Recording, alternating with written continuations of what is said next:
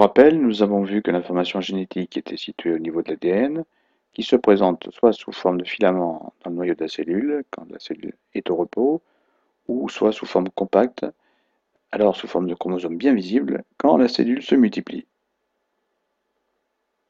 Afin de préciser la localisation exacte des informations génétiques au niveau des chromosomes, il était intéressant d'observer ce qu'on appelle des karyotypes.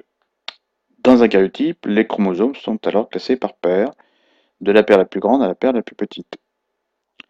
Sur chaque paire de chromosomes, il est possible d'observer quelques pastilles rouges, notamment ici sur le chromosome numéro 1. Ces pastilles rouges sont ce qu'on appelle des gènes, autrement dit des parties de chromosomes, qui permettent l'expression d'un caractère. Ici, pour le chromosome numéro 1, ce gène détermine l'apparition d'un groupe sanguin qu'on appelle rhésus. En regardant attentivement la paire de chromosomes numéro 9, nous voyons un autre gène qui, cette fois-ci, va déterminer un autre caractère, à savoir l'apparition du groupe sanguin ABO, qui est différent du groupe rhésus. Nous pouvons estimer environ 30 000 gènes répartis sur l'ensemble des 46 chromosomes de l'espèce humaine, la totalité de ces gènes formant ce qu'on appelle le génome. Pourquoi sommes-nous tous différents alors? Les gènes seraient-ils responsables? Afin de comprendre, il faut revenir sur notre exemple précédent du groupe rhésus. Le groupe rhésus, qui était initialement découvert sur les macaques rhésus, d'où son nom, est déterminé par la présence ou l'absence de molécules ou de protéines rhésus sur la membrane des globules rouges ou hématies. Ainsi, si des individus ont sur leurs hématies ou globules rouges des molécules rhésus, alors ils seront de groupe rhésus positif, ce qui est le cas de 85% de la population. Et s'ils ne possèdent pas de protéines ou de molécules rhésus sur la surface de leurs globules rouges, alors ils seront de groupe rhésus négatif. Il nous faut revenir alors sur la paire de chromosomes numéro 1 avec le gène responsable de l'apparition du caractère rhésus. Ce gène responsable est bien présent en 2 exemplaires sur chacun des 2 chromosomes numéro 1 et ceci au même niveau. Et c'est ainsi qu'il est indispensable d'apporter une définition importante, à savoir celle de l'allèle, comme étant ce qu'on appelle la version d'un gène.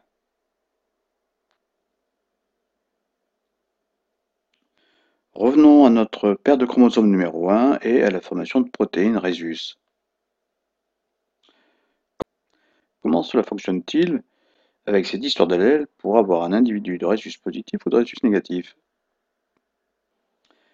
Ainsi, l'allèle RH+, est la version du gène permettant la fabrication de protéines rhésus sur les globules rouges. Et l'allèle RH- est la version du gène du groupe rhésus ne permettant pas la fabrication de protéines rhésus sur les globules rouges.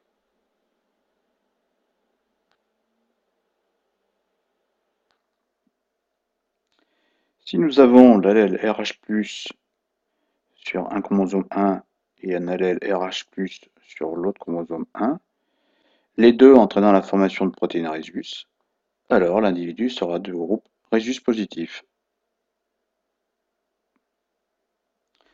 Par contre, si l'individu a l'allèle RH- sur un chromosome 1 et l'allèle RH- sur l'autre chromosome 1, alors, les deux entraînant l'absence de fabrication de protéines rhésus, l'individu sera du groupe RH-. À noter que c'est la seule possibilité pour que l'individu soit du groupe RH-. En effet, si nous enlevons l'allèle RH- et qu'au contraire cet individu a l'allèle RH+ sur l'autre chromosome 1, à noter qu'il aura deux allèles différents sur l'ensemble des chromosomes numéro 1, et comme l'allèle RH+ entraîne la fabrication, porte l'information pour provoquer la fabrication de protéines rhésus, l'individu sera du groupe rhésus positif. L'allèle RH+ l'emporte sur l'allèle RH-, on dit que l'allèle RH+ est l'allèle dominant. Pour résumer, nous pouvons donc dire qu'un gène peut exister sous différentes versions, appelées allèles. Nous avons vu l'exemple des allèles RH+ et l'allèle RH-. La molécule d'ADN, c'est elle qui est responsable des différences selon les allèles. Les cellules possèdent pour le même gène soit deux fois le même allèle, c'est ce que nous avons vu donc lorsque nous avions le cas de figure de chromosome 1 avec RH+, RH+, soit deux allèles différents, RH+, et RH-, auquel cas, nous pouvons dire que l'un peut s'exprimer, ce qui est le cas de l'allèle RH+, domine, et l'autre pas. D'autres exemples où parfois les deux peuvent s'exprimer, nous le verrons donc dans un exemple que vous aurez étudié. À vous donc de faire des recherches maintenant sur le groupe sanguin ABO.